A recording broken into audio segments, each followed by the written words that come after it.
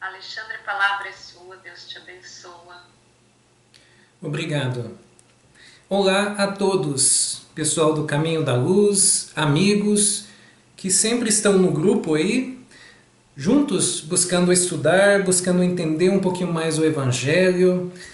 Pandemia aí, mais aprendizados para aqueles que compreendem e desespero para aqueles que não compreendem. Mas faz parte do processo, todos nós estamos caminhando para o progresso, e isso é o que importa. E por isso que nós estamos aqui, seguindo o Evangelho para buscar mais entendimento para nós mesmos, para fortalecer a nossa fé.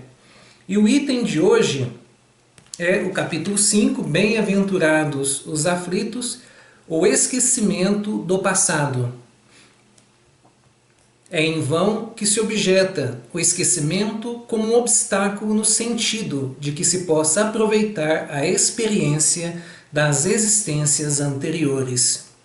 Se Deus julgou conveniente lançar um véu sobre o passado, é porque isso devia ser útil. Com efeito, essa lembrança teria graves inconvenientes. Poderia, em certos casos, humilhar-nos estranhamente ou exaltar o nosso orgulho e, por isso mesmo, entravar o nosso livre-arbítrio. Em todos os casos, traria uma perturbação inevitável nas relações sociais. O espírito renasce, frequentemente, no mesmo meio em que viveu e se acha em relação com as mesmas pessoas, a fim de reparar o mal que lhes fez. Se reconhecesse nelas as que odiou, talvez seu ódio se revelasse. Em todos os casos, seria humilhado diante daqueles que houvesse ofendido. Deus nos deu para nosso adiantamento justamente o que nos é necessário e pode nos bastar. A voz da consciência e nossas tendências instintivas, e nos tira o que poderia nos prejudicar. Acredito que é o suficiente para nós podermos conversar um pouquinho sobre esse tema, esquecimento do passado. Vamos lá. Nós sabemos que nós somos espíritos imortais, temos a eternidade pela frente. Porém, o que acontece? Nós passamos várias existências e pelo fato de nós ainda sermos muito ignorantes, nós jogamos os nossos excessos uns em cima do outro. Então a gente vai passando de pessoa a pessoa, hoje Alexandre, amanhã Gilberto, talvez amanhã Marta, e nós vamos reencarnando neste mundo ou em outros mundos de provas e expiações. E o próprio nome diz, provas e expiações. Nós vamos provando. E as chamadas expiações, elas têm muito a ver, principalmente com o fato do esquecimento do passado. Porque a maior parte das expiações pelas quais nós passamos tem a ver com os nossos excessos do passado. E aí então, esses seres ou essas circunstâncias vêm em nossas existências, que são as dificuldades, que são as misérias, que são as decepções, e mesmo assim, em condições de pessoas que estão bem financeiramente, elas podem ter suas dificuldades e suas expiações também, como muitas vezes doenças, filhos que não obedecem aos pais, filhos difíceis, rebeldes, que estão nas drogas, entre tantas outras situações, parentes difíceis que ficam brigando por causa do dinheiro da família. E o mais interessante é que nós devemos notar que a maior parte das expiações que nós temos de passar são justamente com os nossos desafetos, são justamente muitas vezes com os nossos filhos, com os nossos cônjuges, com parentes, amigos, colegas de trabalho, às vezes o chefe, porque nós estamos nos reencontrando o tempo inteiro. E quando nós temos esse conflito, observam para vocês verem, muitas vezes são pessoas que a gente não pode simplesmente dizer até logo. A gente tem de conviver. Olha, são os filhos, temos de conviver. Nós estamos vendo uma certa dificuldade ali. Parece que os filhos não obedecem aos pais, chega a um ponto até de ameaçar os pais, mas tem de conviver. Os filhos não entendem os pais, mas têm de conviver. Muitas vezes os cônjuges estão com problemas, mas com problemas que têm de conviver. No trabalho profissional, temos de conviver com colegas que muitas vezes não aceitamos, mas estamos ali. Com os chefes, temos de conviver com os chefes e muitas vezes precisamos daquele trabalho e temos de suportar o chefe. Sem dizer as doenças que vêm até nós, que também são expiações do passado e que nós esquecemos o porquê, entre tantas outras situações. Vamos supor que alguém lá no passado, que eu era amigo dele e eu amava uma pessoa, uma mulher, e ele também. Mas aí eu casei com ela e ele ficou chateado com isso. Com o tempo ele não resistiu e já que ela ficou comigo, ele disse assim para ela, ou você fica comigo ou com ninguém. E ele acaba tirando a vida dela. E eu amava essa pessoa. E então nessa existência, de repente ele vem como meu irmão. Já pensou que depois que eu já estivesse assim, saindo, chegando na adolescência, que é o momento onde que a gente lembra mais instintivamente, e eu visse no meu irmão, aquele que foi o meu amigo e tirou a vida da mulher que eu amava, o que eu iria fazer com ele? Provavelmente eu iria querer esganá-lo, porque neste mundo vem primeiro a fúria, não é? Vem primeiro a violência, para depois a gente acalmar, porque nós somos espíritos imperfeitos ainda. Por isso que nós temos esse esquecimento, mas se nós observarmos, praticamente a gente não esquece. A gente lembra de outras maneiras, não diretamente. Vamos observar as pessoas à nossa volta.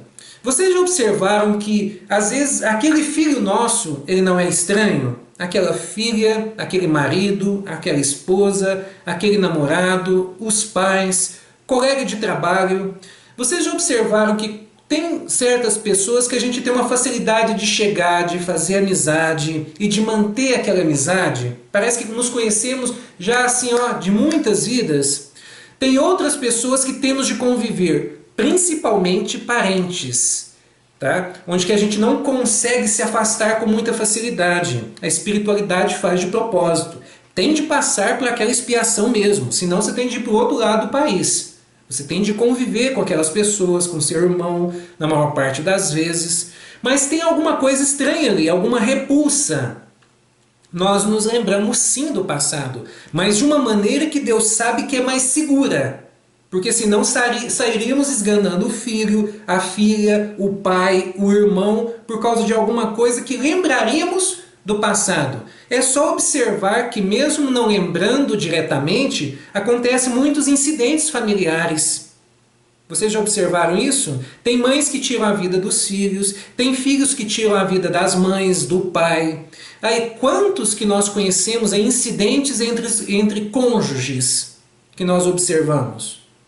Então isso tudo é porque nós ainda não conseguimos segurar, porque tem uma lembrança sim. Nós lembramos instintivamente, nós lembramos muitas vezes no conversar com a pessoa, em sentir a pessoa, pressentimentos. E tem mais uma coisa interessante.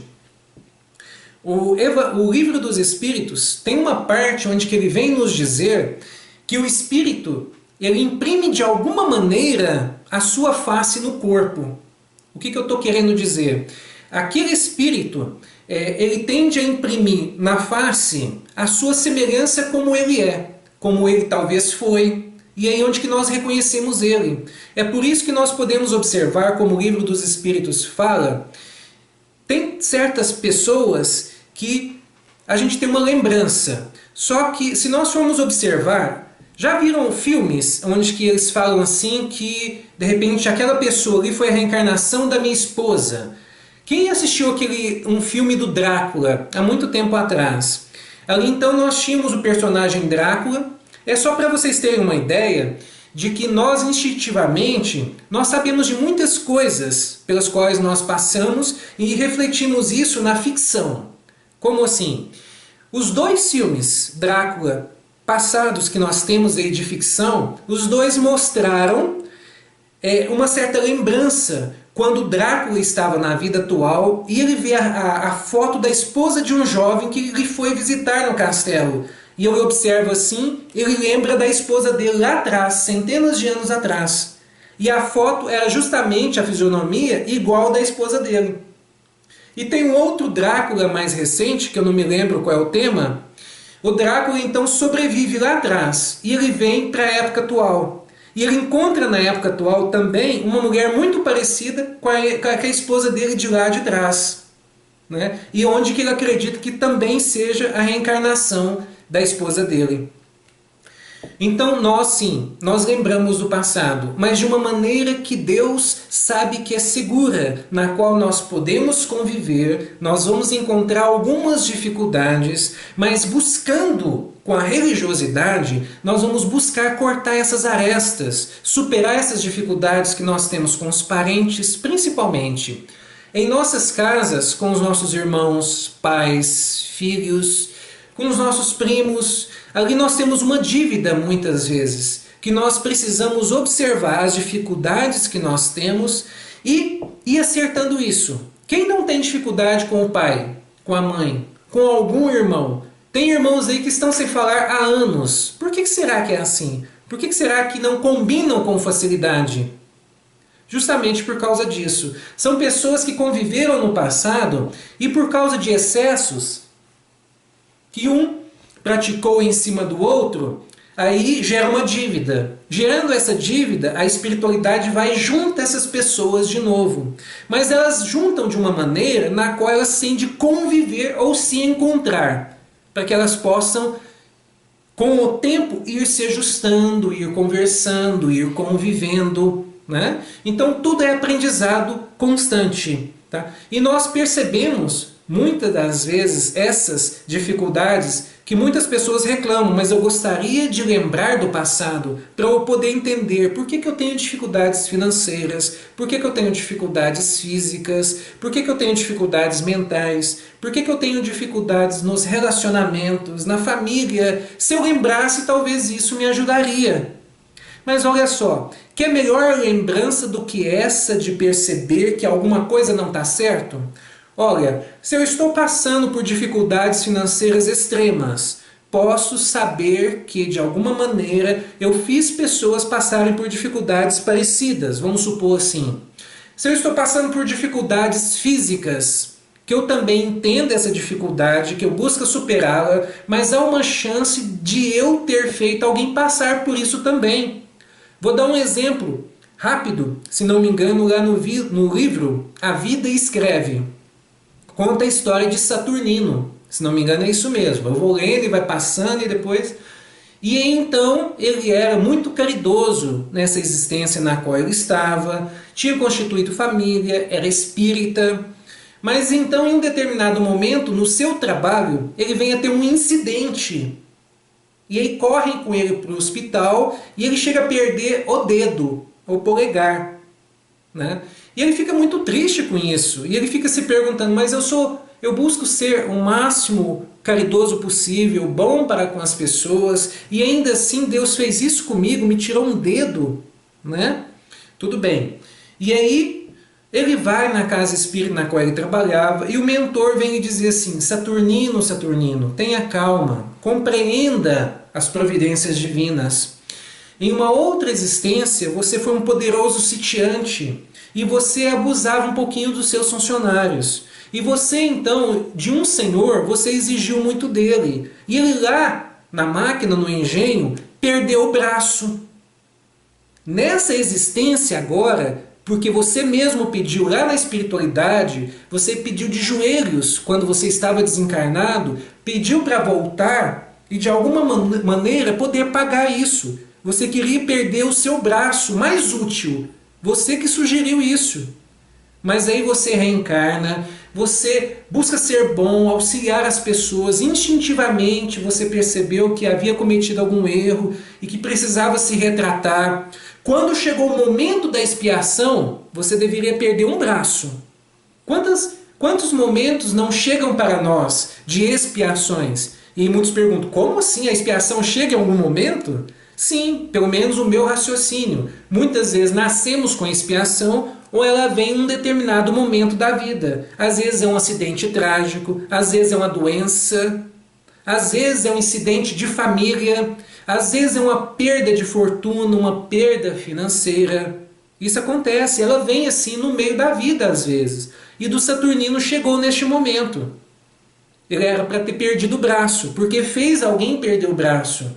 Mas então, perante o fato dele ter sido caridoso e bondoso, ele só perdeu um dedo. Vocês entenderam as circunstâncias? Tá? Então é muito bom nós passarmos por estes ensinamentos, porque eles vêm nos mostrar que a providência divina está acertada em tudo. Tá? Então, muitos de nós questionamos por que existe a lei da reencarnação, por que temos de voltar e sofrer de novo, por que esquecemos o passado, mas nada é em vão, tudo tem um porquê. Por isso que é bom ter a religiosidade do nosso lado, ter esses ensinamentos, né, em nossas mentes e buscar assimilá-los, porque aí nós não vamos deixar a rebeldia tomar conta de nossas vidas. Porque quantos de nós que nós conhecemos, que vêm as dificuldades, aí então eles ficam desesperados. Eles falam assim, por que veio essa doença na minha vida? Por que veio essa dificuldade financeira? Por que o ente querido meu está passando por isso? Por que o vício na minha família que ocorreu agora, vamos supor, eles falam assim, não, com meu primo, com a minha prima, com meu neto, por que entrou nas drogas? Tudo tem um porquê. E o que a gente pode fazer é buscar superar a dificuldade que vier. A provação, a expiação que vier. E saber que ali tem a mão de Deus. Por exemplo, a pandemia. Quantos que não estão praguejando essa pandemia, dizendo assim, meu Deus do céu, por que mandou esse negócio pra gente? A gente já passava por tantas dificuldades, ainda veio uma pandemia. Mas tem um porquê. E nós podemos ter certeza, se nós pararmos para observar, o tanto que essa pandemia já está ensinando muita gente por aí, que estavam com ego elevados. Olha só. Mas vamos lá para poder finalizar, do livro Palavras de Vida Eterna, um livro que eu gosto muito. O item 103. Produzimos. Permanecei em mim, e eu permanecerei em vós. Como não pode o ramo produzir fruto de si mesmo, se não permanecer na videira. Assim nem vós o podeis dar, se não permanecerdes em mim, Jesus. O que o Cristo está querendo dizer? Que sem Ele nós não temos como produzir frutos, que sem os seus ensinamentos, que sem o seu caminhar, por isso que Ele sempre vem nos dizer que ninguém chega ao Pai senão por Ele. Produzimos. Tudo que é alguma coisa produz algo. Elementos considerados desprezíveis estão fazendo isso ou aquilo. Pedras produzem aspereza. Espinhos produzem lacerações. Lama produz sujidade. Martelo produz golpes. Entretanto, se produzimos para o bem, esses mesmos recursos em nossas mãos vêm-se promovidos a instrumentos valiosos, porquanto pedras ajudam nas construções. Espinhos de natureza técnica podem colaborar no serviço cirúrgico. Lama devidamente tratada é terra de sementeira, e martelo controlado é auxiliar prestimoso. Cada criatura deste modo produz conforme os agentes em que se inspira. Os seres mais lastimáveis, ainda que não queiram, estão produzindo sempre. O delinquente produz o desequilíbrio. O viciado produz o desregramento. O preguiçoso produz a miséria. O pessimista produz o desânimo. Onde estiveres, estás produzindo, de acordo com as influências a que te afeiçoas, e atuando mecanicamente sobre todos aqueles que se afeiçoam ao teu modo de ser.